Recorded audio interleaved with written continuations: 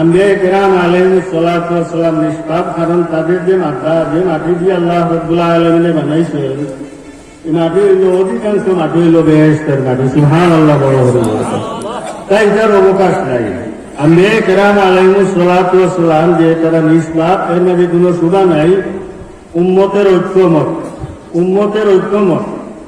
আম্বিয়া কিরাম আলাইহিস সালাতু ওয়াস সালাম নিষ্পাপ, তারা সর্বপ্রকার গুনাহ কাটি তারা পাপ, তারা মুক্ত, তারা কোনো গুনাহ হচ্ছে না। এই হইল একটা আকীদা, মৌলিক আকীদা। 2 নম্বর আকীদা হইল আদালতে সাহাবা।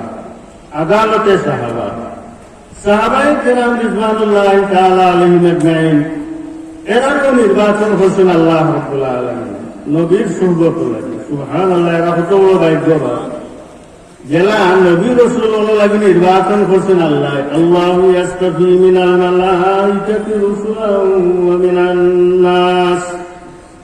অভিজ্ঞ সাহাবায়ে কেরাম রিজওয়ানুল্লাহি তাআলা আলাইহিম আজমাইন লাগি নবীর সুহবতের জন্য ইখতারাহুমুল্লাহু লিসুহবতি নবিয়িহি ওয়া লিইকামাতি দীনিহি।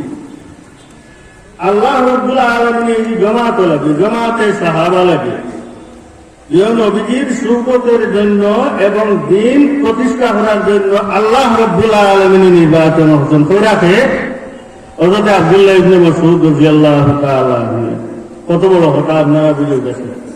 আর প্রিয় নবীজি বলেছেন দারুমি শরীফের রওয়ায়াত, যে ইন্নাল্লাহ তাআলানি, আল্লাহ রাব্বুল আলামিন আমাদের নির্বাচন করছেন বিশ্ব রাসূল হিসাবে।